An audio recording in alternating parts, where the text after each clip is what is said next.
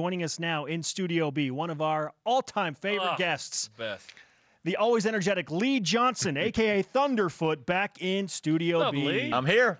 No better place to be, guys. How y'all doing? I soak up all the energy that you bring into the room, so I appreciate it. I'm going to bring it. I'm charged up today. I'm ready to go. Yeah, and we're ready to go. Like, fall camp is next week. This is an exciting time for the guys. And do you feel the juices as a former player again? Yes, you do. Every time, this time of year, you smell the grass, and that gets me going. But it's fun. My office is right above where they practice, so every day I get to watch these guys. And they're going hard. They're going strong. They're going right now, actually. I was watching them play. So it's fun. It's exciting. I'm a little nervous, but it's exciting. What makes you nervous? Well, you remember last season? No, what happened? Yeah, it wasn't our best. So it hurts me to see us not be great. I want to be great. That's all I want. So when we're not great, it hurts deeply. So I'm just nervous. I want to be great. So we'll see. Well, you've known greatness, not only at BYU, but through the NFL. We talked about longest successful professional careers and tenure. I mean, you played almost 2 decades in the NFL after a remarkable run at BYU. So, I mean, that has to factor into why it hurts so much with a season like last year. It does. And I was lucky. I was part of the 80s and coming in the late 70s and early 80s, it was amazing to come in and see an established offense, a system that no one knew about, right? We were pioneers in what we were doing back in the 80s. That's a BYU Mormon thing, right? Yeah, absolutely. Yeah, exactly. And we had guys, established quarterbacks, established leaders, guys who you came in and you knew exactly what was going on, who the leaders were exactly, what they've done, and they were established system and players. So I think what makes me nervous is we don't have really an established leader in a quarterback quite yet. We're looking for that, and we got a new offense. So that's why I'm concerned / scared, but pumped up and ready to go. Yeah. The unknown can be a little scary right there. It is. Once BYU gets out to sea and we see this offense and it's going, it's like, okay, here we go. This reminds me a little bit different, but 06, you had these great players graduate, and then 07 was like, who are these guys? What are they going to do? And then you had players emerge, and then it happens over time, right? We were talking about special teams a little bit the other day and the important role they play in the success of a team. With a new punter and a new kicker for BYU this year, and potentially Danny Jones at punter, Skylar Southam at kicker, what role can they play in the success of the Cougars this year, in your opinion? Well, it's the hidden yardage. We got to make our kicks. We have to make our field goals, our PATs, no question about it. We need to win the field goal position battle, and that comes on kickoff coverage. I'm a big believer of never letting a return man ever touch the ball, because those guys can make plays. Usually the best athletes on the team. So in the NFL, if I could kick it out of the end zone, they would say, get the ball in the end zone. Whereas, I think some of our coaches want to have the opportunity to catch the ball. Like Ed Lamb loves to. I don't know if he likes. Pin him back, right? Yeah, he wants to pin him back, and I like that. So, and we make big plays doing that. We got some animals on that kickoff coverage team. So we got to be strong there. We got to make sure we don't have any issues there. But not having, Johnny was, in my opinion, outstanding at inside the 50. He didn't have a huge leg. He wasn't going to bomb it like some other guys we've had in the past. I'm not going to say my name. I didn't bomb it. No, anyway. You did bomb it. Yeah, I had a couple balls, but anyway. But this guy here we're watching was the best that I've ever seen, really, inside the 50 and pinning guys. And Ed's strategy, he doesn't necessarily like a guy, maybe like I as a player. He wants a guy who can put it on the numbers or outside the numbers, not outkick his coverage. And he loves the rugby style because it allows the guys to get down the field. Yeah, it's a new era. And it is. Right? And for that reason, we're not going to have a lot of returns. So he does a great job in eliminating that side of the game. Big returns. Super job. We've discussed this, too. BYU hasn't had a kicker pushing high 40s consistently with field goals. The hope is that Skylar Southam can be that guy. Because if you get to the low 30-yard line and you don't get a third down conversion, right, you got to be able to make a 48-yarder somewhat consistently, let alone 50-plus. You got to be 85% inside the 40. You get outside the 40, things change a little bit. Everything's got to be perfect. What's a good percentage outside of 40 yards? Well, in the NFL, it's going to still be 85%, right? And maybe outside 50, it's going to drop in the 70s. And then, of course, outside 60 doesn't happen. But in college, you need to be 80% field goal kicker no matter what in college. It's just the way it is nowadays. It's just how it's done. And we haven't had great success there in the past. Skylar, out of high school, was phenomenal, highly recruited, did a great job. I've been watching him kick because I can't kick with them anymore because I'm now an employee here. I'm not a coach. So Yeah, I cannot do what I used to You're do. like in the athletic department, but not on the field. I'm itching. I watch him kick. I'm like, I got to get down there. But he hits a nice ball. You know what? He hits a great ball. We'll see what happens under pressure. That is the differentiator, right? It's okay. Yeah, you hit a great ball in practice, but what do you do? Your Instagram post is one thing. Yeah. Right? Yes. The game is another. Right. Exactly. So, but he's got the tools, no question. Good.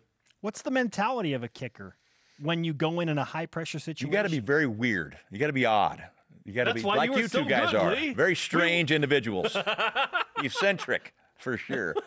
No, most kickers are that way. I think, everyone makes fun of a kicker. I always was made fun of it. It was, I don't want to say the word, but it was something This kicker. is BYUtv. Yeah. No, I was not Lee Johnson. I was the blank kicker. Yeah. So, but it's fun. It's fun being that guy. We're part of the team, but we also do our own thing. Yeah. And I'm totally fine with that. Leave me alone. Don't talk to me. Don't try to coach me. Don't do anything but let me. You guys don't want to talk to me anyways, but I don't want to talk to you too. Right. Not on game day.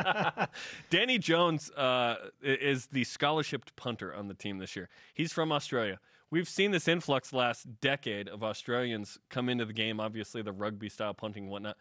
How do you think that's influenced football? Because it's very different from when you played. Very different. And I think Utah is, not to use a word again, pioneer. They brought in guys like the guy they have this year.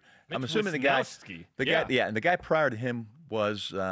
It was Tom Hackett before that. But was he Aussie? He was good. No. Oh, yes. Yes. Hackett was, right? Yes, he was. Yes, back to back. Yeah, so they're using a guy out of Australia who gets these guys going. They've got some kind of a thing going. And Utah is done a great job. You could argue they're the best punting team in the country the last 6 years. No doubt about it. And the guy they have this year is phenomenal. Yeah. Not only with rugby style and traditional style, he can bang the ball. Now this guy here, I've not seen him kick. I have no idea how this guy, our new punter, punts. I don't know. But I know this, that Ed wants a rugby style, and he wants the ball 38 to 42 yards. So I think Johnny did a great job doing it. My guess is this guy will do as well in that regard. That's the hope, as far as being able to do that. Yeah. But if you're looking for a 60-yard ball when you're backed up, I don't know. No idea. Lee Johnson is with us. Outstanding NFL punter and a great at BYU. We're talking about a guy that did it consistently for, if you combine college and NFL careers, we're talking almost 25 years, Lee. Weird. Longer than our students are old. Longer than you are old, right? Yeah, that too. Definitely longer That's than amazing. my mustache. Correct me if I'm wrong, but we learned that you averaged over 50 yards a punt your junior season, but you couldn't qualify for the national rankings. What's going on there? Sam, we're too good. We were too good. We didn't punt enough. We did not punt the ball. We had 500 yards offense on a regular basis. We were too good. It's Steve Young's fault that you didn't register. I blame the youngster. How many punts? How many punts do you have to kick to register nationally? 40? You need to punt. Well, it depends on the game. So I don't know what it is now. Back in my day, you needed 30-ish, 30 to 34 punts to qualify. We did 24 or 26 that year. That's unbelievable. Like BYU had that in the first 3 games last year. Yeah. I don't know. Okay, why did you go barefoot and then sometimes you weren't? Like I saw you wearing a shoe. Yeah. I think high school. Thunderfoot. I'm Thunder. Thunder doesn't like anything on his foot. Okay. You go third person there? Yeah, exactly. Why'd you wear a shoe I had a sometimes? shoe in high school. And right before I came to camp in 1980, I was with my dad at my old high school, and I said, Pops, I'm going to take my shoe off. Check this out. And I completely crushed the ball. I could not believe what I was doing. It was midsummer, right? It's 95 degrees in Houston. Yeah. And I was launching it. I'm saying, Dad, I'm going to go into camp and go without a shoe on punts, field goals, and kickoffs. I would have a shoe on. You put your shoe back on in the game. Okay. Yeah. So anyway, that's how that came about, and it stuck. But in the NFL, I couldn't do it because it was one morning when I was with the Browns, and it was wet. And I could. Yeah, you played in the wrong division for a barefoot. I did. player. I did. And it was wet, and I could not slip. My foot was slipping. I'm like, man, what is wrong with me? This is terrible. So I was getting cut by the Browns at the time, and I was transitioning to Cincinnati. And I put my shoe on, and it saved my career.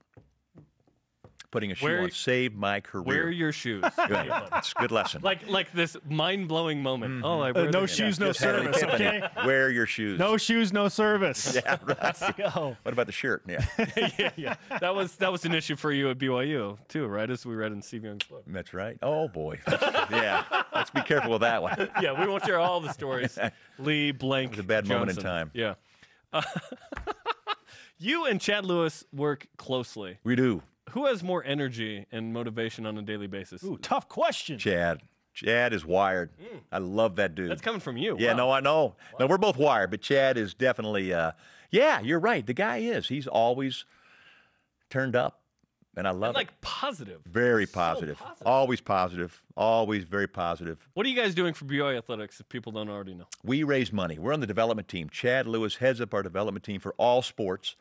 Myself, Robbie Bosco, Mike Middleton, Greg Vihar are That's an all-star crew. his go-to guys. And, of course, Bry Carpenter from the LDS Philanthropy side.